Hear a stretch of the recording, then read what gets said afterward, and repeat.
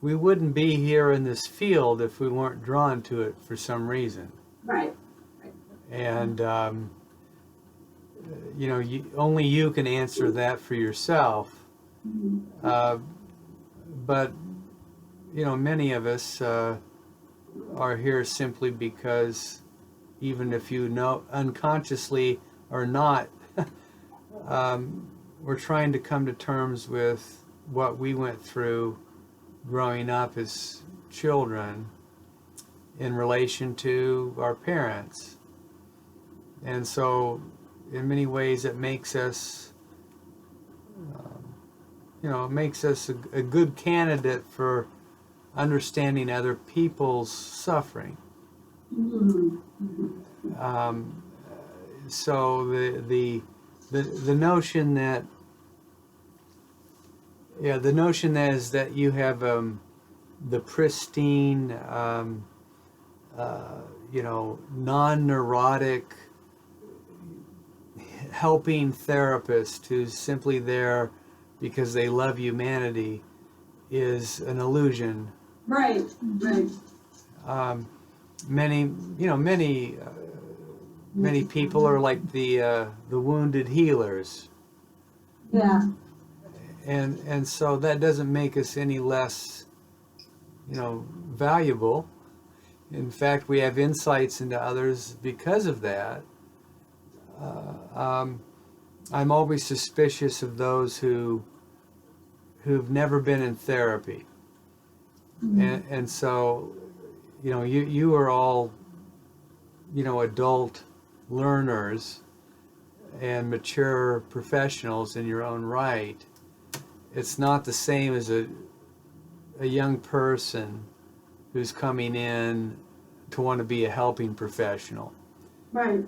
And they don't have the same life experiences and capacities for thinking about themselves. But like today, for instance, I was interviewing for a staff position, and it's amazing, even somebody in their 50s, how they're completely unaware of how they come across to others. And so here a potential employer is interviewing someone, and I just ask an open-ended question. Tell me about yourself and why have you applied for this position? And it just, as if the flood of projections just come running out with, yeah, no problem. It's as when we were talking about the notion of mentalization. So I'm asking you to tell me about yourself and why you've applied. And the issue about tell me about yourself leads to a string of associations in her mind. And, all of a sudden, like I have mental illness in my family and this and that and this and that. Well, okay. That wouldn't necessarily be the first thing that I'd want to tell a stranger in a job interview. No. So that would be something I would tell anyone in a job interview. Yeah. I mean, you'd get to know each other first, but nevertheless, the unconscious speaks. It projects from a standpoint of whatever, yearning, desire, conflict, vulnerability, and not thinking about what would be the internal intention of the other person's mind. I have a person in front of me who's asked me a question, and it's not just a lateral question. It's not just a surface question. It leads to anything, and this is what comes out. And as you might anticipate, the last thing in the world I'm going to do is offer this person a job. But when you start thinking that, you see this everywhere. You see the unconscious at work everywhere. So, like if you start looking for it, you'll see people's slips, their parapraxies, whether it be of the tongue, whether it be of the pen, that it's only on the condition that I don't intentionally say something, but unconsciously it needs to come out.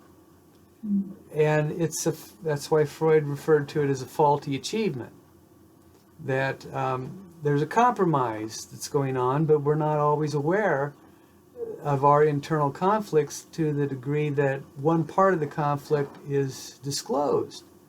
But it's only on the condition that it's an accident that it would even be allowed to be presented. So it's amazing that once you start looking for it, you'll see it all the time, wherever you go.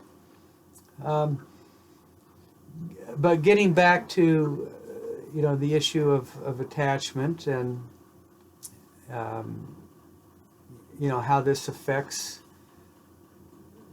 who we are later in life. Now, I don't want you to be scared of the fact that your adopted child was in foster care, but we can certainly speculate that he would have gone through more things that other people didn't. Right. And being aware of that allows you to probably have a lot more empathy or attunement to disruptions that he might present Sure. than other parents who can't understand why Johnny's acting this way. Interesting. I never thought of it that way. Well, it's the same notion as being a therapist. That I never ever presume that somebody's coming to see me because they're a ball of health. Yeah, I know, right? So things must be working well for you. Have a seat. Yeah. I know. That's why it's funny we ask how you doing when they first come in. It's like when the doctor comes in, how you doing? Well, if I was well, I wouldn't be here right now. So not doing too well. Yeah. Well, these little social niceties is a way of, I know, but they're like inauthentic. But anyway, yeah. Well, that's a good point. But keeping in mind or being mindful of how people's defenses work are important, because if somebody walks in the door and then you bombard them with things and they haven't settled in, That's true. Yeah. then we would appear to be kind of weird. Yeah. And so meeting patients where they're at, and most of us kind of expect that you walk out there in the world and there's at least going to be people that say hello and smile and do this, right. Even though you're thinking internally, this is stupid. I'm bored. They're just going through the motions. But even that is an attempt to show some kind of relationality to a stranger. So that even shows us unconsciously how attachment needs work. You're at the grocery store. You could be an ass if you wanted. I don't want to talk to anybody. Don't look at me. Don't say anything to me. Don't talk to me. I'm not going to respond. Or you could even respond with, who are you or whatever. Or you say hello. How are you? Da da da. You do small talk, because that's kind of the social expectation. Even though unconsciously we're kind of motivated to want to get along, there might be those who are unconsciously motivated just to stir up crap. Right. And if that's the case, that we wonder, why is it that some people like to initiate conflict and arguments or interpersonal discomfort, and other people like to make sure that it's mitigated. But what you said about authenticity and inauthenticity is important, I think, because that even goes into the readings about Winnicott and a true self and a false self. We're constantly, in that position of navigating between my authentic, spontaneous, true self, whatever that is, Right. versus realizing the needs of other people. And other people are uncomfortable and with spontaneous truths, so we are mindful of their defenses. So as a therapist, you just don't want to hit somebody over the head like Nietzsche's hammer with something, if you haven't prepared, a certain relational type of exchange or way of communicating or connecting with somebody.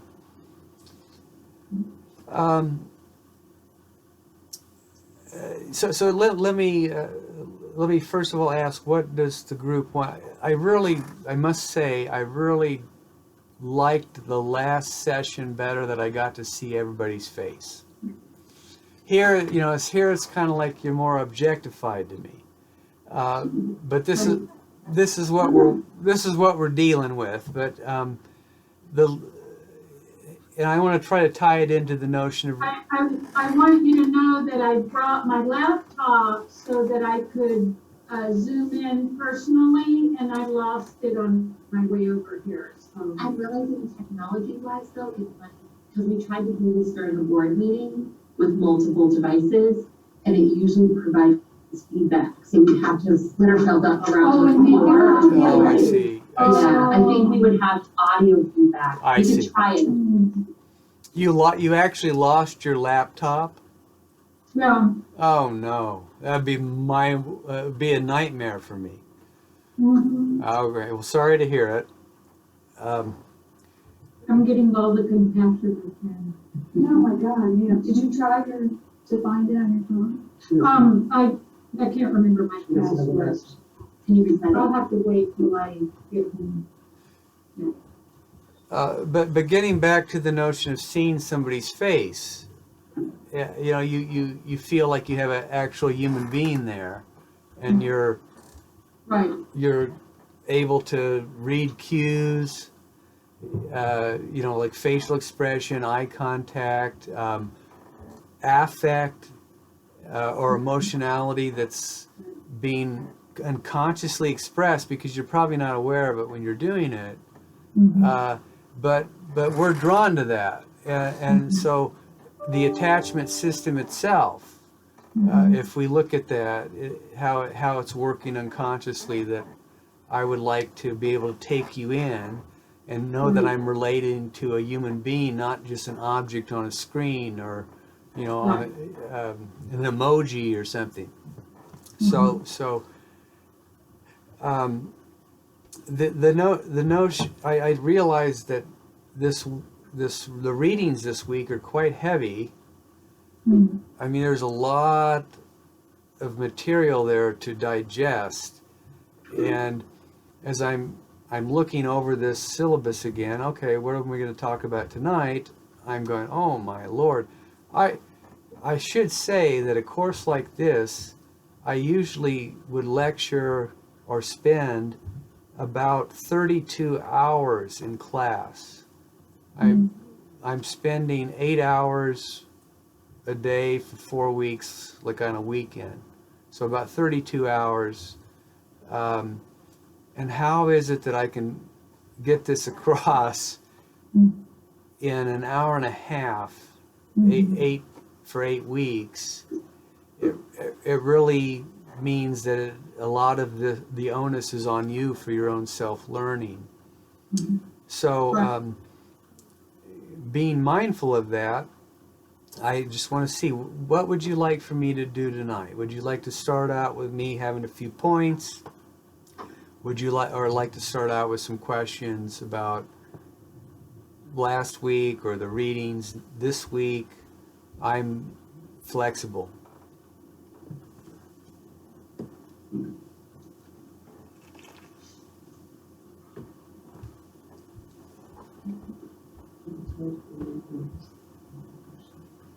Yeah. You could go with the main points, then we could go with the questions. Okay. I believe we left off last week with a kind of a generic notion of developmental trauma. Now, I find this important, at least conceptually for me, because it blends a number of different psychoanalytic schools and psychoanalytic perspectives and theorists. So depending upon what theorist you look at, whether it be, the attachment literature, which started at the same time as the object relations theory, but is different now with developmental and cognitive researchers in psychology, but no different in terms of the substance of it. But it also fits in with, traumatology study. It also fits in with various types of object relations theorists. So Klein, Bion, Winnicott. Winnicott came into being as an independent, British independent. Fairbairn, the Scottish psychoanalyst. This kind of prefigured the interpersonal movement in the United States. Harry Stack Sullivan came to the William Allison White Institute, and that took off. But they annexed the object's relational people, and they brought that into their formulations and training. And of course, out of that developed self-psychology with Kohut in the Midwest. And then the most recent developments are in intersubjectivity theory and relational psychoanalysis. They all are intertwined. So somebody's going to say, what's the difference between any of these things? Between attachment, object relations, even ego psychology, you could bring that in. But let's put that aside. Interpersonality, intersubjectivity, relational. They really are the same, in many ways the same. They just have different emphases. Mm-hmm. And different angles that they want to highlight over others, to such a degree as it's kind of like reinventing the wheel, and of course what we often do, meaning theoretically, when we want to advance our own perspective, is that we either distort or minimize or negate a previous existing theory. And it's not easy for you as a person coming into the field to even know what the hell's going on. Like you haven't read everything, right? So you're being taught through secondary sources about historical events that you may have never encountered or read the primary sources about. So, of course, you're in New York City, and the relational scene is the scene, at least within psychology, which they are met with fierce opposition by classical, theory, or classical schools, the Freudians, Kleinians, and the such. I don't necessarily see that we need to get into like tribal wars, but try to understand what have we inherited theoretically from previous schools. How do we then metabolize these differences, and how do I want to practice? But we all have a certain theoretical orientations that we, not just one, that we will adopt. And in many ways, we come to digest all this, and then at the end of your training, you're going to say, I feel more like this or more like this, or a combination of this or that. I really wish that psychoanalysis was not so tribal, where we are vilifying and going after the other, but rather like what is it about your perspective that is intriguing to me? What can I relate to? And what are other things that just are, make no sense or antiquated? But we don't have to throw everything out. So in many ways, as a critic, I try to say I like this, but this doesn't work. But I can see how this is incorporated, but that's got to be left behind. The thing about looking at development from all these different perspectives is that we can't negate the fact that people go through traumatic experiences. And the way that we define trauma is important here. It's not like I have to have a gun put to my head and someone clicking, a false chamber like, Robert De Niro in The Deer Hunter or something. What is traumatic to you might not be traumatic to other people. What's traumatic to a child might not be traumatic to an adult.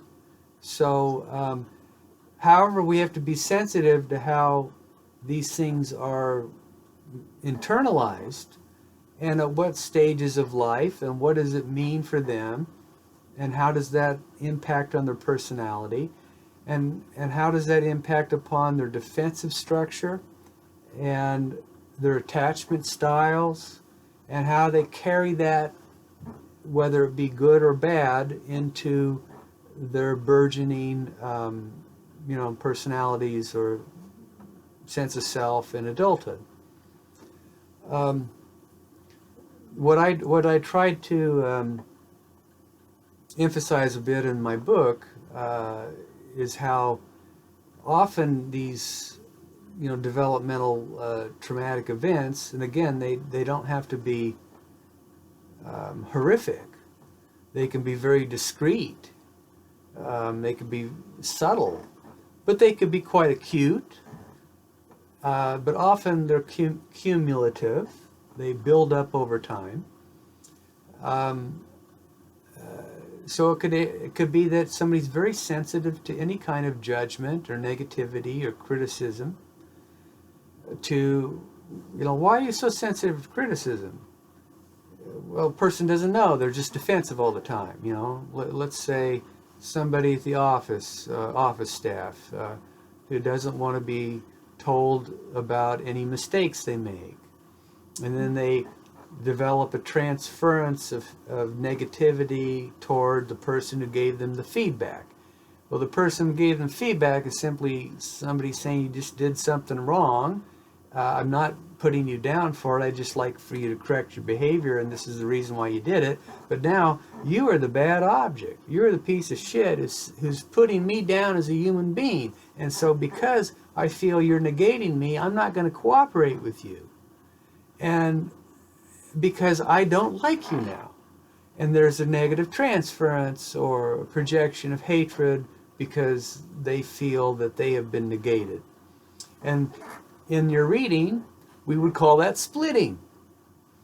And splitting is something that's basic to our psyches, to our personalities. It's not just a pathological manifestation. It's in fact part of the very structure of thinking itself. It is to divide up things in our mind. It is to split them off. It's to bifurcate them. And this radical bifurcation is to always ensure that we are going to look at things in opposition to one another. Of course, these oppositions need to be mediated. People who don't know how to mediate don't know how to say, okay, I've overreacted. I'm projecting a lot of negative, aggressive, rageful, hateful fantasies onto this person. Jung would call it shadow projections or shadow side. Of course, Freud, would look at it in terms of the death drive or a displacement of the death drive through aggression. Whatever you want to adopt. Kohut refers to it as narcissistic rage. Somebody hurt me, my sense of self, I'm going to retaliate with, a negative negation of them too. And not only that, it could be sadistic. I mean, people who sadistically want to hurt the other because they feel hurt, but they don't even feel that they felt hurt. It's just that this is the bad object that needs to be, run down into the ground. And this is how prejudice works as well. You have the faceless, hating other, which we project our own self into, and then have a reason to want to hate it now. We turn people into things, not human beings, objects, not subjects. So, however, these little things come from somewhere. They come from our early childhood and developmental interactions with others. But what happens when a child experiences these things is that they have to develop internal defenses to survive. And, whether it be that you've been put down by your parents, made fun of, shamed, devalued. Usually, it's interesting how everybody's different. So, for instance, some people are traumatized by real abuse. Other people are traumatized by there was nothing given. There's a lack. There's a sense of, I wasn't given something that I feel a nutrient I needed, like a feeling of love or a feeling of empathy, a feeling of validation, that there's interest in me as a human being. Whereas others, it's more about I was hurt, I was put down all the time, I was judged, and the fixation is on maybe deprivation versus what was actually said or done to me. Other people develop defenses around that. So, whether it be more primitive defenses that we're talking about with Klein, which of course came from Freud, by the way. Everything comes from Freud. Every discussion about anything ultimately is a footnote to Freud. So splitting, projection, projective identification, paranoia, obsessionality, all of the lovely ingredients that go into who we are, which is not necessarily pathological in itself, but because defenses serve functions to help us survive. But they certainly can become maladaptive. They, if they're horribly rigid, if there is a lack of capacity for flexibility, for stepping back and analyzing what we do. So the more sophisticated person might be able to act out and then realize, I'm sorry, and need to make a reparation because they transgressed interpersonally on someone. But that person then realizes, I screwed up, I'm sorry, I want to tell you, I want to make amends to you. There's acknowledgement that they've done something to hurt the other. When you have really rigid primitive defenses, it's entirely different, because the personality disordered person that you're going to see in your practice is going to be constantly fixated on the other who's done something to me. And the other did this to me, so I did that to them, and they deserve it because they're a piece of shit. And that rigid splitting justifies who they are, but they're not aware of or don't realize how they're contributing to the conflict. Not to mention how they are likely to attract the same kind of people and not more sophisticated people who, that they will grow with. What often happens is that people say, I don't like you. I don't like who you are, what you do, how you act. Something's wrong with you. Goodbye. And yet that's turned into, they're the one who's done something to me, not that I've done anything wrong. That extreme form of splitting is what we see in character pathology. However, it comes from, again, a base. It comes from our early life. I've failed to hear a good argument of how a person can develop these things later in life when they've come from really healthy environments.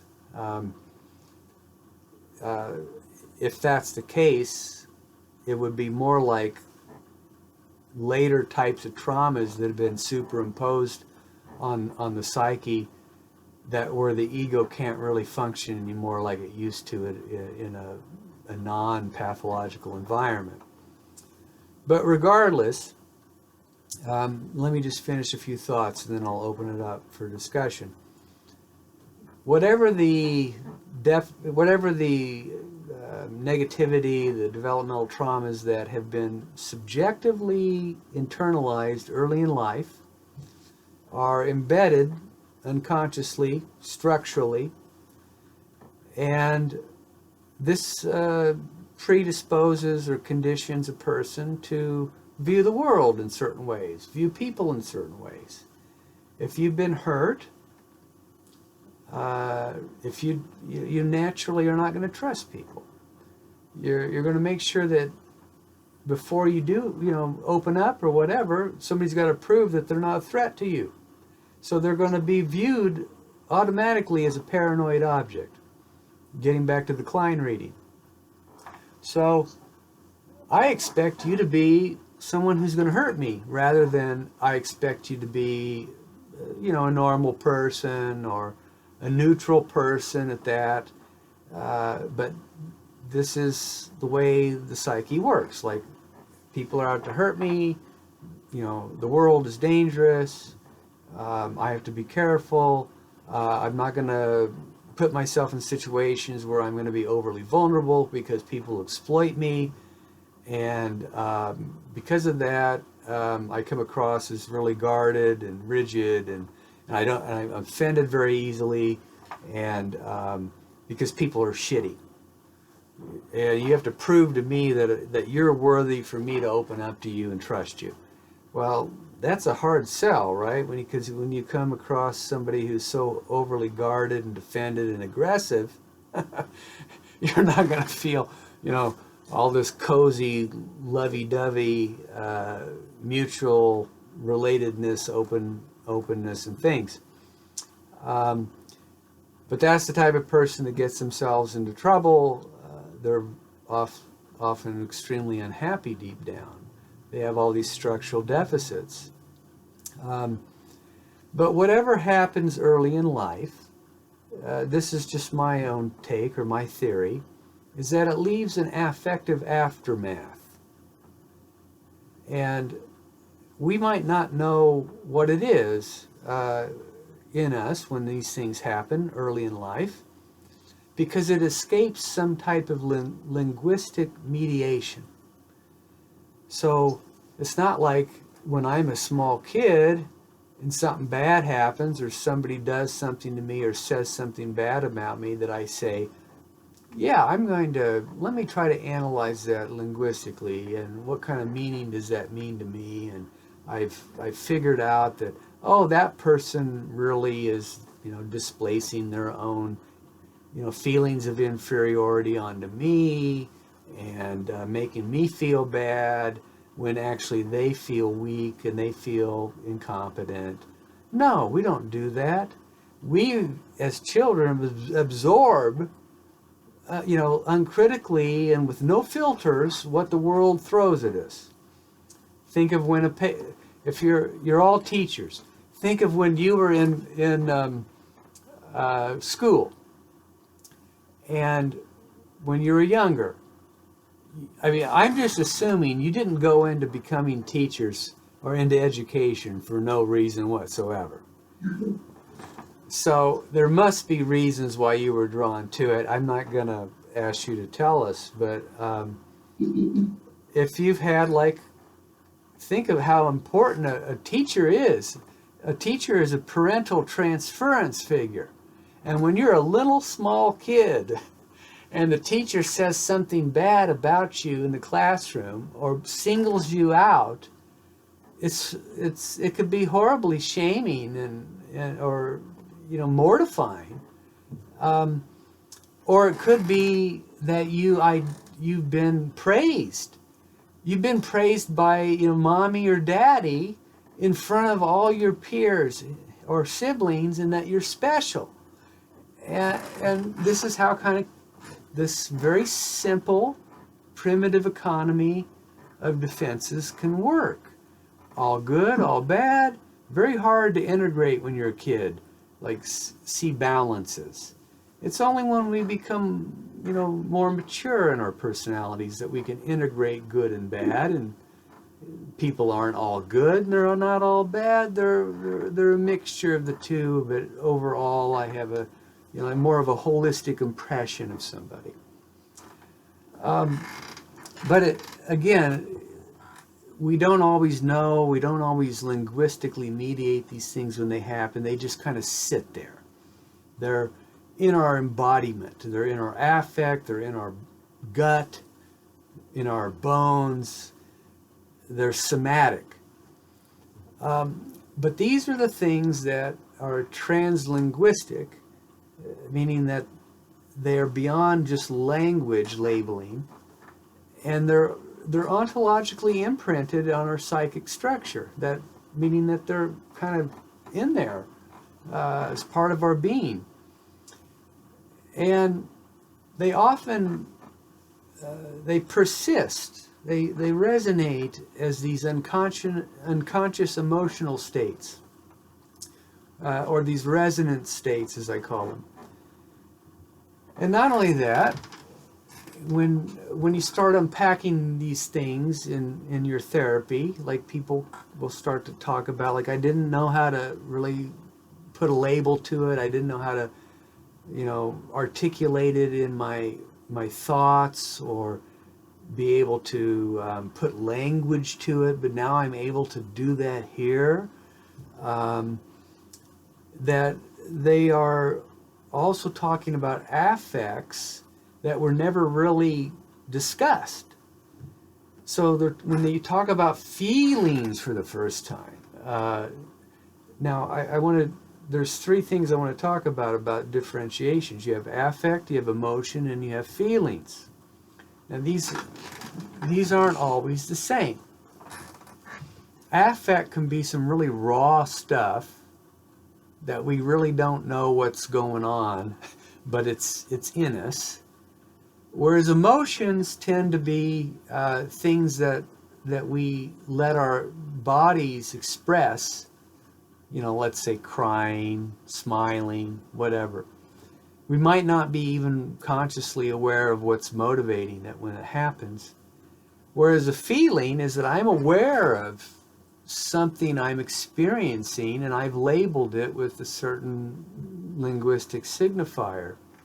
So let's say I feel love or hate, whatever it might be. But those affective schemas are there. So when you're working with people that are having to revisit, relive, talk for the first time about things that bothered them their whole life, the feelings can come out. The raw affect is transformed into being able to talk about it or emote for the first time. But often then what happens is that you have all these fantasy systems that are attached to that. And I mean, the fantasy systems are unbounded. I mean, you know, like when my mother did this, when my father did that, you know, I thought this, or I was feeling this about myself. I feel I'm this weakling. I've done that. Whatever the fantasy systems come pouring out to, they're usually as an aftermath or an afterthought. That's part of that dissociated, repressed realm of the psyche. Or they're like these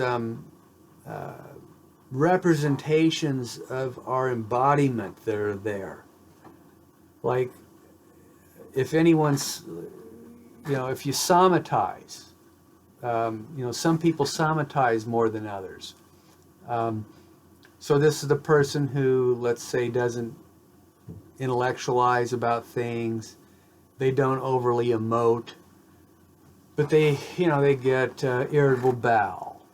They get stomach problems. You know, these types of emotional memories that are somatically represented in our body. You name it, you're going to see it. It's amazing how the psyche works. You know, like you're feeling. You even I've seen like people who've been diagnosed with MS, and once they start talking about, let's say, the abuse that happened to them is, you know, in their life, that they feel stronger. They don't feel as weak. That there's a transformation.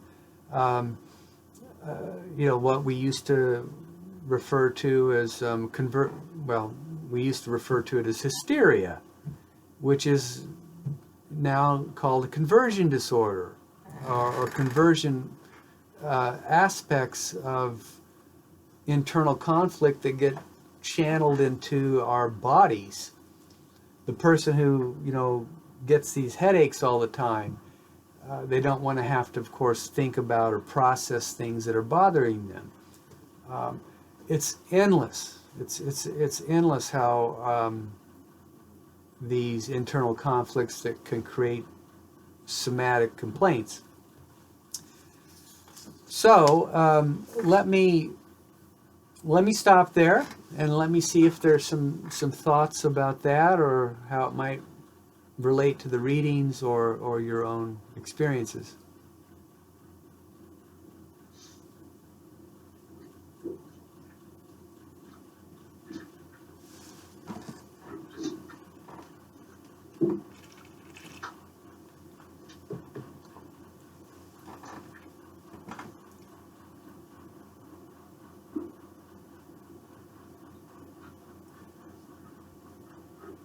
Want me to go on? Question. I'm just trying to find where I wrote it. I'm sorry. I know what it was about, and I'm going to phrase it less articulately than I had hoped. It was just about persecution, because that was something that was less intuitive for me reading through, because I think of persecution in terms of systems and cultures and groups, and not so much an infant or an individual. So it just seemed an awkward word, and I wanted to get your elaboration on persecution from Klein. Sure.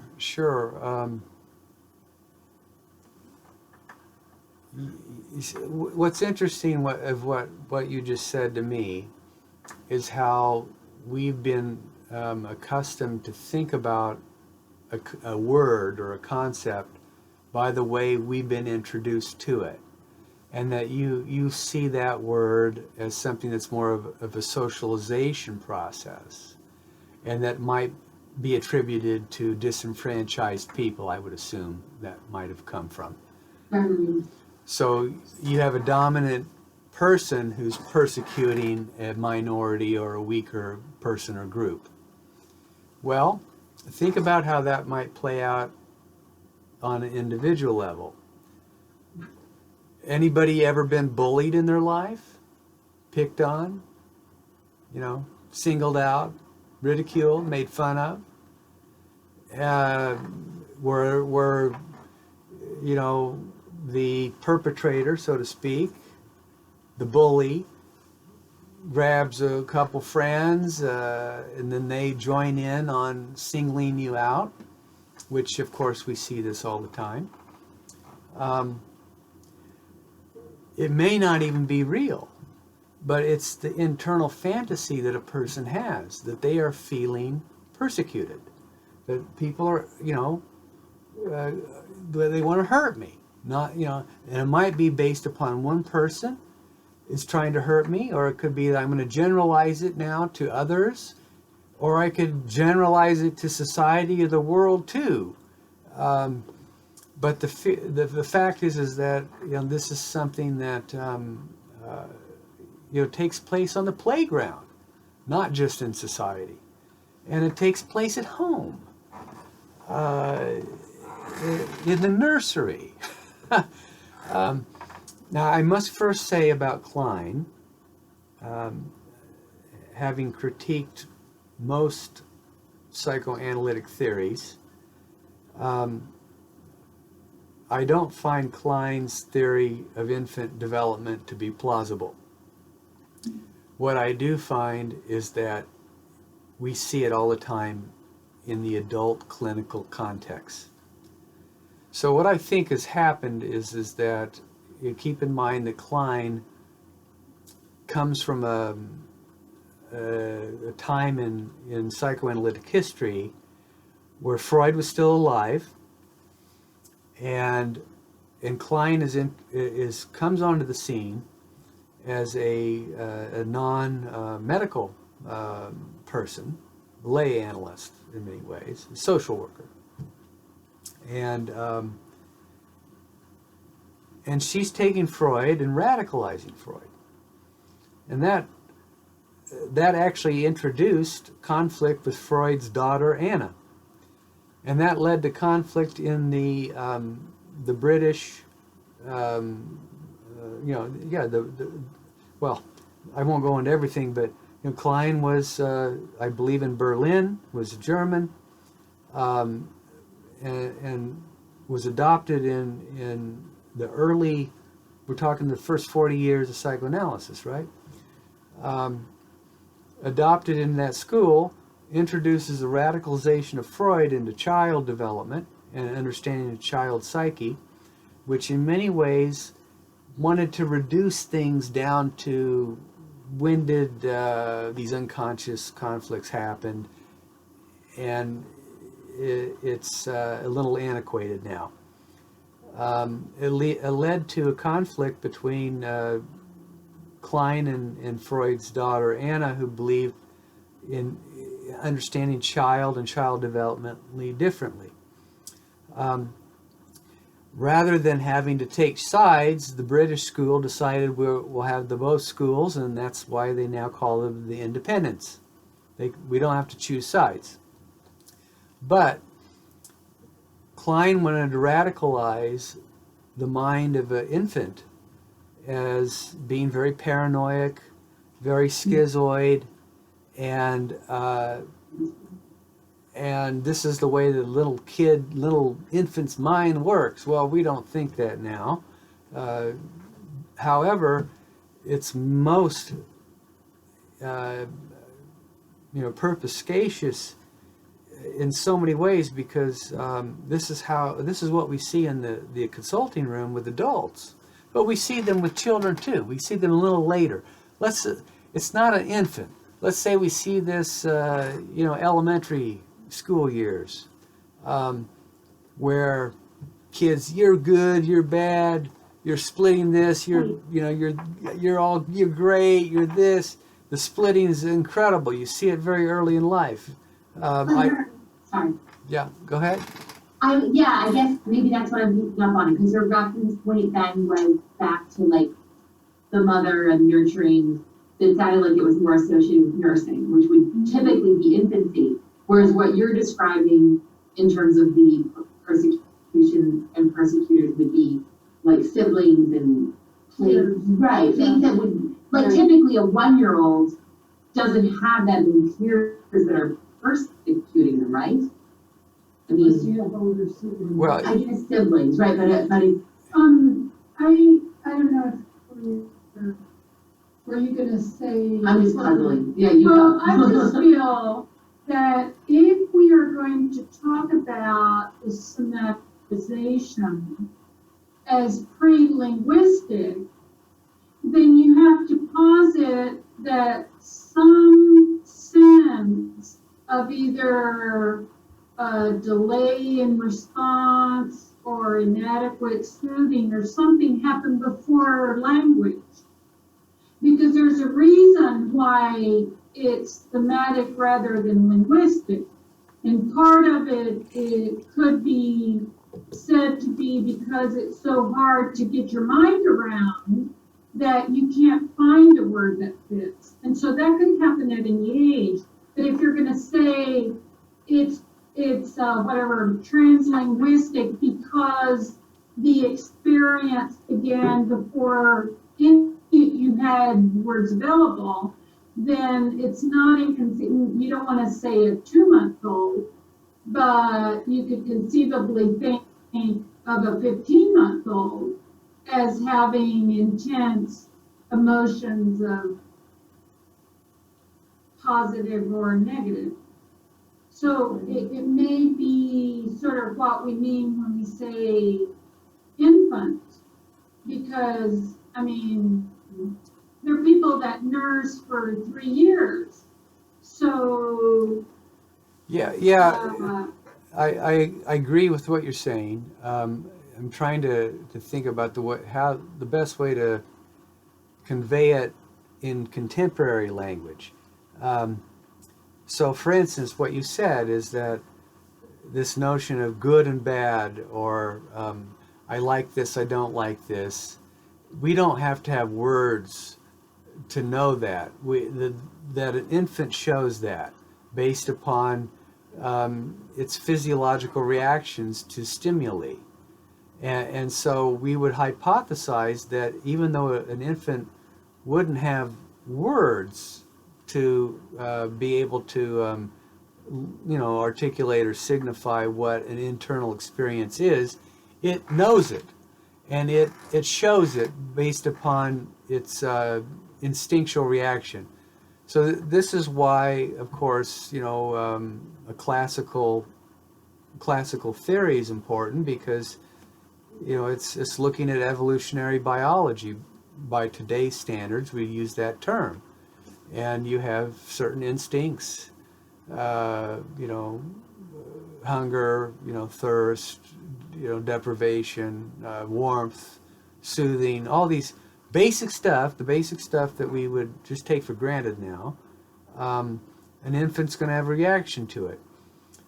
So what Klein wanted to do was take Freud's drive theory and wanted to play it out in terms of what might be the internal fantasies of the infant around issues around deprivation or absence or a negative presentation from the environment. Of course, we use the mother as the touchstone, because often the maternal object is the first on the scene and the dominant one on the scene. But we talked about last time how that could be anyone who's the dominant attachment figure or surrogate. You just change the object, but it's not going to change the needs of the child or the wishes or desires for a connection with something. I mean, even now you could probably argue that you have a attachment to the computer screen. I would say that's not the same, but you put a little kid in front of a TV and an Elmo or whoever it is, some cartoon, whatever they watch, might be a substitute. I would say no. I would also say the family dog doesn't count either. But the point here is that we don't know what an infant's thinking. We can never know. We can only infer what might be going through some ill-formed self's mind, and it's usually mediated through biological contingencies. Do they develop more of a crude or primitive way of of reacting or relating based upon good and bad, this is where I think Klein was coming from. So hence splitting. But wherever it happens, whether it's before you acquire language, after you acquire language, I think is the more important piece here, is that at some point the human psyche develops good and bad. I like this, I don't like this, and we have this basic, bipolarity in the mind, the splitting. The issue of, let's say, the paranoid schizoid position would fall in that, where we split things off. In Klein's model, it's more like I've got all these internal negative things that are going on because of my instinctual capacities that are too much for me to contain, and I want to project them outward onto something.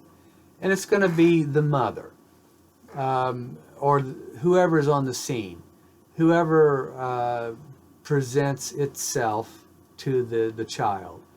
The example of the good and the bad breast is antiquated, but nevertheless, you could see, it could be the good and the bad bottle. It could be really, when Winnicott comes on, it's more about the maternal environment itself, whether or not the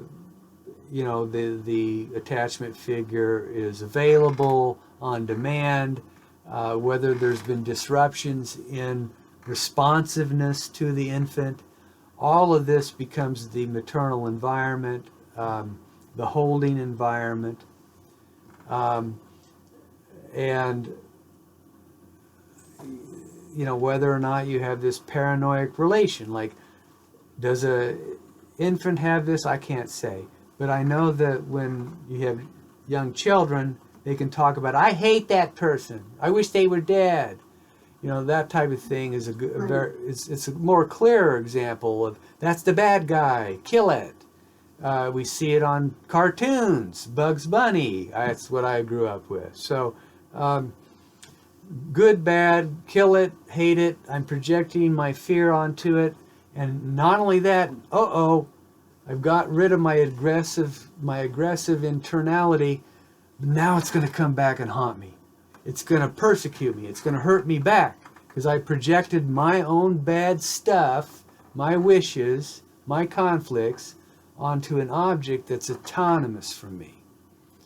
And as an autonomous agent, it could come back to kill me, just like I wished it was dead.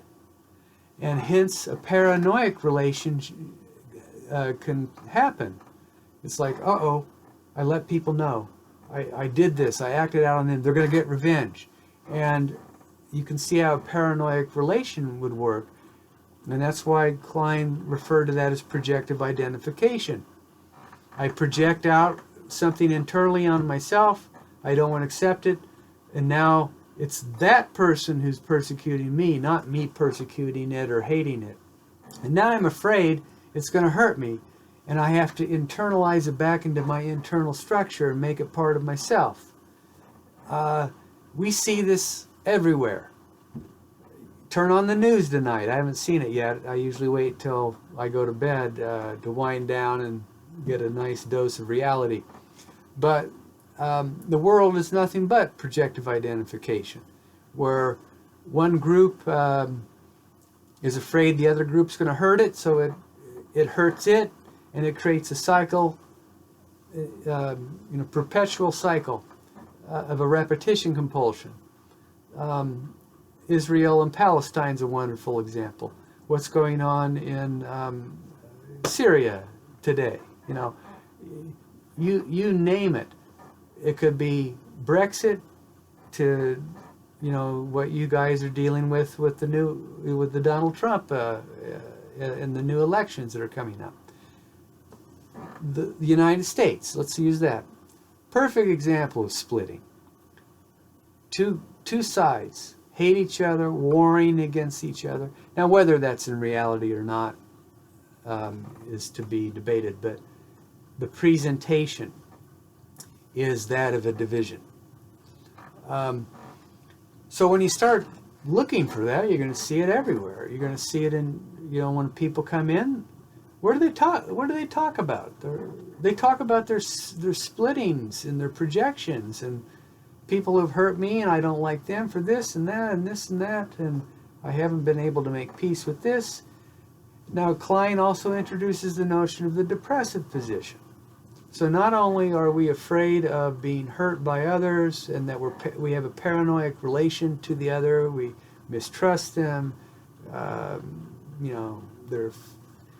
we anticipate they have other motives they're not being authentic about, they're trying to deceive me, that they have a plan to get me. Now, of course, not every thought that's paranoid is paranoid, and yet there are other things that are very paranoid, such as people are watching me, and you'll know the difference in your clinical practice when you get it, these people.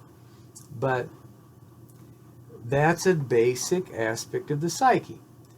The other aspect is not only that I am aggressing on others and I'm afraid they're going to aggress on me, and I have to build defenses of protection, and I have to build exclusions of others, and build up my prejudices of enemies. And we all need to have enemies, believe me. If we didn't have an enemy, we would invent an enemy. But we also have this issue of the depressive position is around fear of loss, fear of abandonment, fear of having hurt someone and spoiled things that we would like to have for ourselves, like a good attachment or a love or a connection. And the fear of the loss of the object or the other, or fear of death or fear of abandonment, these very much play into our adult relations. So if we look at splitting, splitting is the schizoid mechanism. We look at paranoia as a relation. We look at fear of loss and abandonment, or loneliness, or guilt. It's another element for Klein. What's a wonderful concept in Klein is the notion of envy. And it's and sadism. So you have a person who, not only do I not like that person, I wish ill will on that person. I wish that person would suffer. And it comes out in all kinds of ways. The notion of envy is that you deliberately want to spoil someone else's pleasure. Because you're so envious, maybe in contemporary language we'd call it jealousy. I'm jealous that person has more attention than me, or they're praised more than me, or they're better than me. I feel inferior. I feel inadequate, and because of that, I hope the piece of shit dies. Or they got recognition that I didn't get. I can't feel good for them. In fact, I hate them. That person just got recognized, I didn't. That's envy. And you'll see it even among friends and family, not just the person that you're in competition with. So I think Klein is very useful clinically in working with many different populations. Whether I just don't buy in her developmental psychology theory, but put that aside, and other things might be, this makes sense to me. And you'll see it in the therapy. This is the issue. Like, oh, you have it so well put together. You have such a wonderful life, an idyllic life. You're the one who's you've got all this success. I don't. I'm now envious of you, and I want to do something to hurt you.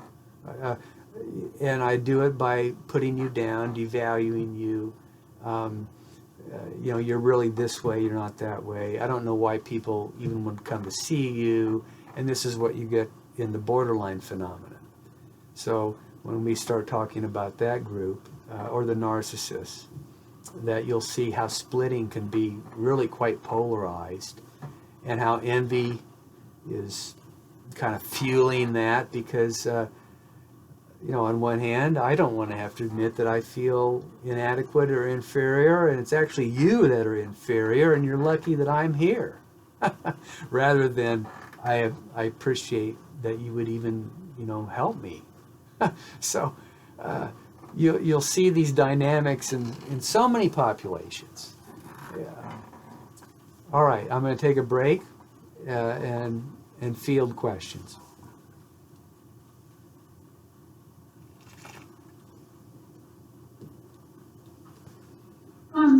I'm going to tell a personal story, which is that when I was born, my mother was loaned by a friend a newfangled bra that had rubber lining so that her nipples wouldn't leak and wet her clothes.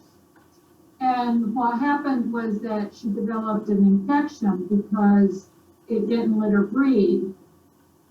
And so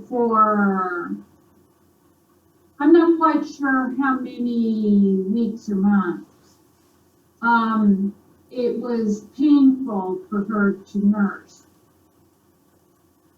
So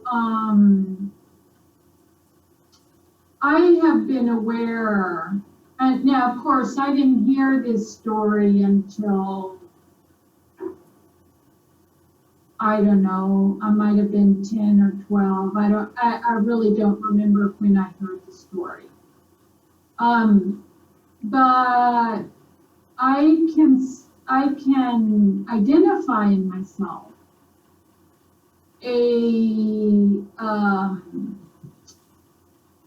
what I would call a lack of stability very deep in my sense of self. I don't know how to call it, right? Because at that age you don't have language. But I'm not going to say that dynamic between us is single-handedly responsible for that experience in myself. But I certainly wouldn't divorce it from that. Now, at the age of a week old, I wouldn't have the cognitive ability to know what was happening.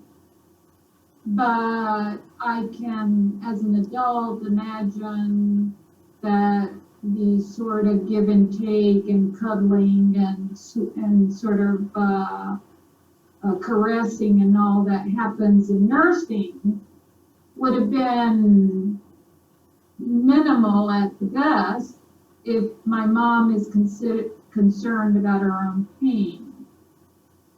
And I have sensed in patients or people that I know very closely a similar, what I perceive as a similarity to me in people who I eventually find out their mothers have postpartum depression, for example, or some similar distraction in very early weeks of life, or beginning early weeks of life. So the terminology that Klein uses of a good breast and a bad breast, or a penis in her tummy, or whatever, all those physical imagery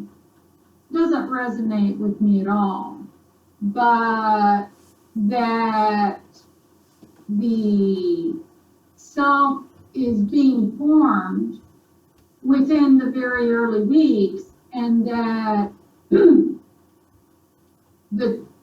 the infant is affected by the absence without having consciously being able to compare it to anybody else.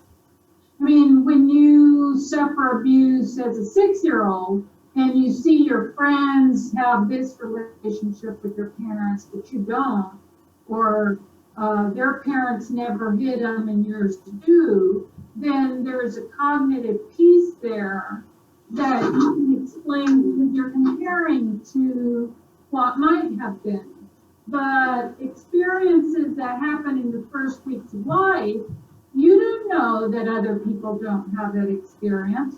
You're just somehow struggling with something that doesn't come together, that by the time you're 7 and 8, you're aware that you're somehow different from other people and you can't say why.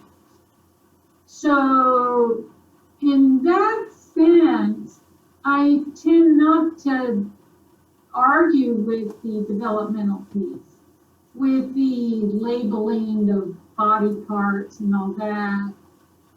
I suppose other people find that useful. It doesn't tend to be, it doesn't resonate with me.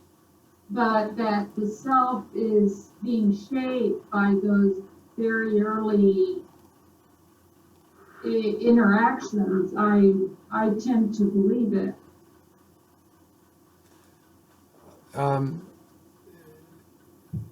Well, you know what you said is a very good example, I think, of how do we come to understand, well, a number of aspects. For instance, you were 10 or 12 when you were told this.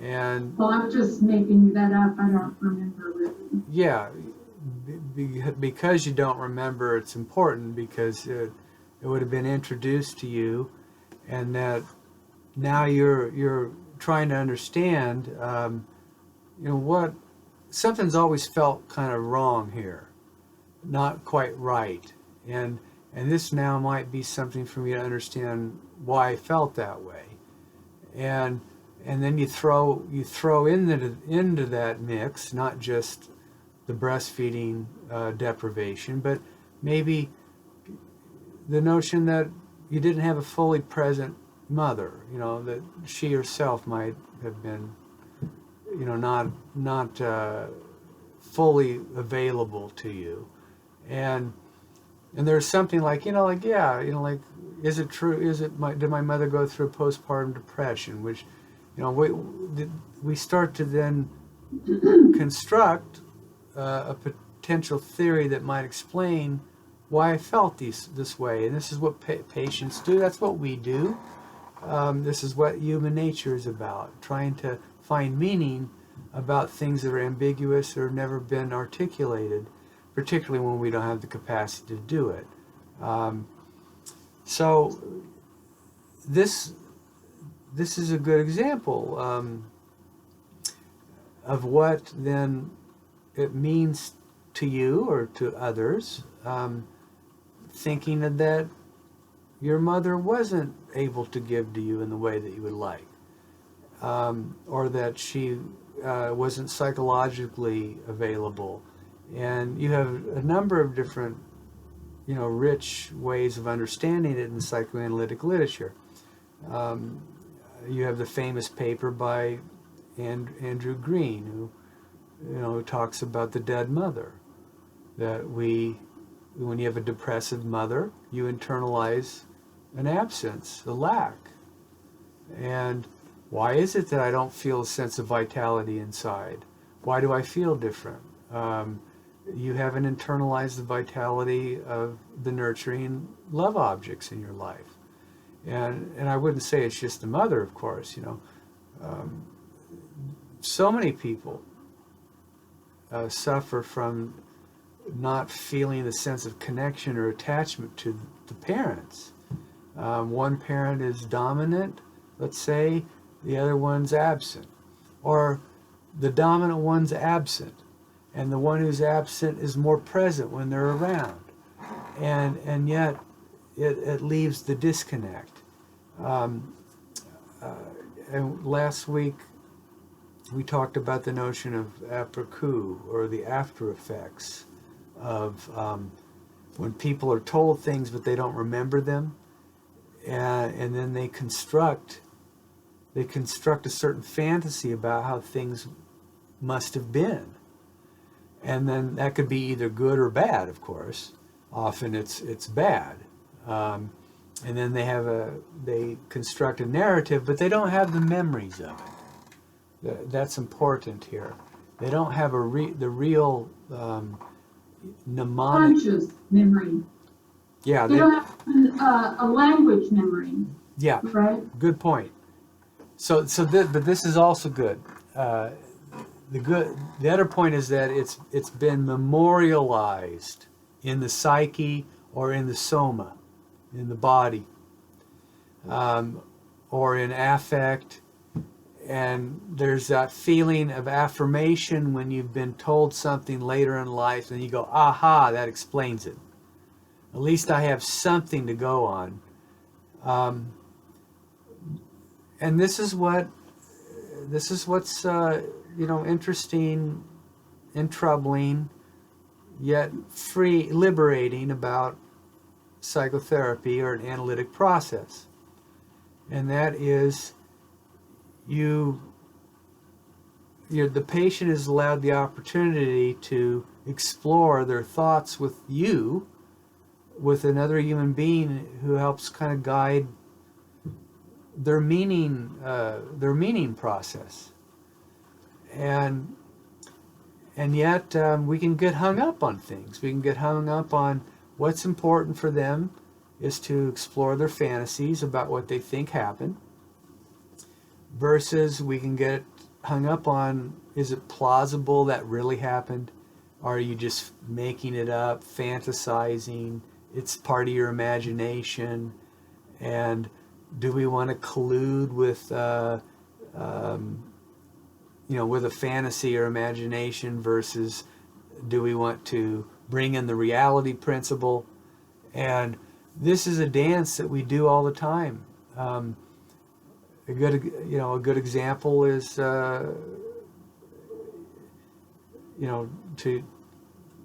reminds me of a patient of mine who was talking about some of her early memories, and there are screen memories, and yet one of them is that she had to go she was asked by a babysitter to go into a room where there's this foreign entity thing in there, some guy in there, and she's wondering if she was sexually abused, and she didn't want to go, she didn't want to leave her brother, and her brother was an infant in one of these little carry case things that an infant carrier that you would put in the back of a car. It detaches from a car seat. Yeah. And I said, "Are you sure?" "Yeah, it's in this in this thing." And I said, "Yeah, but you're talking about something that happened in the 1960s, and they didn't have a car seat like that." Oh. So hence the reality principle comes in, and the fantasy is disrupted. Hence this couldn't possibly be a true memory. And But you had those, what are they called, little Moses baskets that had handles that people would put babies in. They weren't plastic car seats. well, the way she described it was a plastic car seat. But she was unsure herself. The thing is that because our memories have undergone so many reconstructions through our unconscious fantasies, Right. that it's very difficult to know what really happened. Right, and I agree that there have been a lot of therapy cases where therapists went down a rabbit hole and were sorry about it afterwards. But I'm feeling a little defensive of my memories because I have different iterations of this same sort of reality, so that I'll just throw it out. When I was in my 20s, to get into this program I was getting into, I had to write a very deep, what was it called? Psycho-reflective autobiography. So I'm typing away free association. And I wrote, without having thought about this before I started writing, I said, my mother didn't want me. And I read it and I thought, I wonder what makes you think you know that? And I said, well, it doesn't matter. It conveys something of what I'm feeling about myself at the moment. And the person that reads it isn't going to know, so I let it stand. But it felt as though I had put words to something that I knew without words. Because I'm writing sort of free, what do you call it? Free writing. Whatever you call it. Right. So about 3 years later, my parents retire and they live close enough that I can see them. And my mother gives to me a folder that she had of my life, little, souvenirs or whatever, right? So in the folder is a photo of the two of us in bed at the hospital when I was just born. So I was very moved by this photo because I thought, oh, look, I was wrong, because Mom had my photo taken and she looks very happy when I was newborn. So I commented to my mom about this, and she said, oh yeah, there was this photographer in the hospital going from room to room, and it was awkward to say no. So I said, yeah, okay, you can take our picture. And so this little bubble sort of burst, that I had this, oh yeah, my mom was happy. And I'm sure she was happy. I mean, I don't want to exaggerate. But in the course of that conversation, my mother said, and by now I'm about 30, 29, I guess. She said, the truth is that I was really embarrassed to be pregnant with you. And I didn't want anybody to know that here I was, a middle-aged 40-year-old still having sex. And so I didn't feel that I had a normal, she didn't use the word attachment, but it was that with you when you were born. It wasn't until we were in a car accident when I was 1, a year later, that we're in the hospital room together. And she said, I realized I was afraid you would roll off the bed and fall. And she said, realizing that I was afraid you would fall off and hurt yourself more than you got hurt in that accident, that's where I started loving you, or something to that. Not quite so dramatic, but something to that effect. So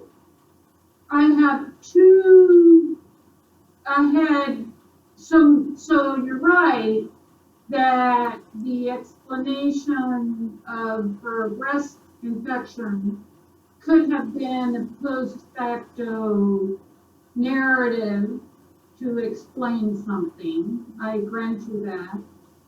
But this other story gives me another confirmation that I was accurate about her attitude toward me as an infant. So, and that was, you know, as a grown-up, not faded away in the vagueness of memory. So, I totally agree that you can't just take any narrative people have of their early life as an accurate depiction of it, right? But that doesn't mean that we should minimize that there are significant reality factors in those perhaps messed up memories. No, on the That's a contrary. long story to make my point. You know, no, on the contrary, it shows how complicated, you know, we never really have a sense of self without, you know, a fund of memories and a fund of associations and a fund of actual events that happened. And so, I mean, whatever it was in you, you felt that she didn't entirely want to be present with you, and that later in life was affirmed. Whatever the reason might be that she gave you, but it leaves both. It gives an explanation, as also it also, you know, it leaves a certain hole, a lack, a depressive element. So, who wants to think that their mother really didn't want them? And yet. Well, the specific point I'm trying to make, which I feel that you're not accepting, is that the knowledge was there before the narrative. Well, it's not that I'm not wanting to accept it. It's just that I'm not in a position to know it, and I would let you be the best judge of what that is. You've been more than generous in telling us about your experience. So I'm sorry if you felt like I'm negating that. I'm not trying to. Well, I'm trying to,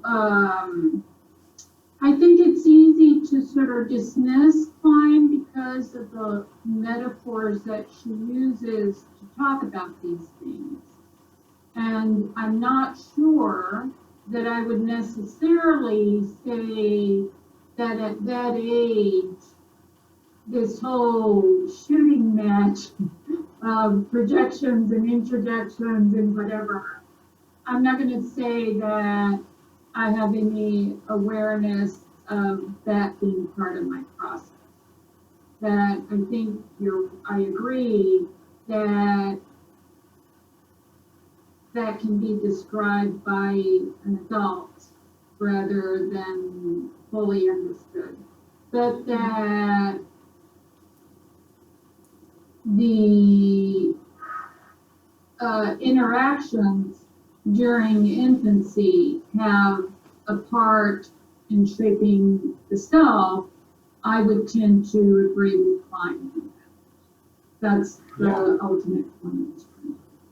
Well, you and I both. Yeah, I mean, like, it's just that, you know, how do we go about separating these things? It really is, it has to be done in the clinical encounter with, you know, with your patient and you as the therapist who are in a position to know and are in a position to allow a process to unfold. So even though I might be teaching a certain way and I might be thinking this or that and I'm saying it, doesn't mean I would say that in a therapy session. Right. Yeah. I know. You're talking to us, not as Sure. not as. But to use your example, I mean, this is exactly what happens a great deal of time. Person, they realize that they've they've internalized something that can't be articulated then. It's become part of their internal structure, and Right. and they didn't know why or how it got there, but later in life, now they're trying to understand who they are and what it is, and why they're stuck, and what this capacity is, or this isn't, or this creative energy is, or what got stymied, and then they start to develop a narrative that makes sense and is meaningful for them. And of course, I'm not going to say, well, that's wrong or silly or whatever. That's their meaning-making process. That's important for them. Just like it was important and is important for you to tell your story and understand it and make sense, perfect sense. So if anything, I would want to say what you said actually validates this notion of an unconscious knowing. Right. Yeah, an unconscious sense of knowledge that we can only really come to appreciate later. And whether it be through our own self-analysis or whether it be through the therapeutic process where another helps us. And when I say help, I mean just providing a space, the space for reflection. I mean, think of psychoanalysis is not psychoanalysis is a very artificial experiment. You don't get to go and talk to somebody and talk about whatever comes in your mind for an hour. I mean, let alone someone who's going to be there attentively listening. Magic happens, right? Things materialize in that environment, and it's only on the condition that you trust the process and the person who's there. Anyway, I appreciate your personal story, Miriam. And again, please don't take any offense at what I said. Well, I realize our time is peeled away, and I'll let you decide what you want me to do here. Like I said, there's a limited amount of time, so any feedback you want to give me behind the scene, please do. If not, I'm fine to continue like we're doing. Okay, thank you. Okay. All right. Well, have a good evening, everybody. We'll see you next. Thank you. See you next time.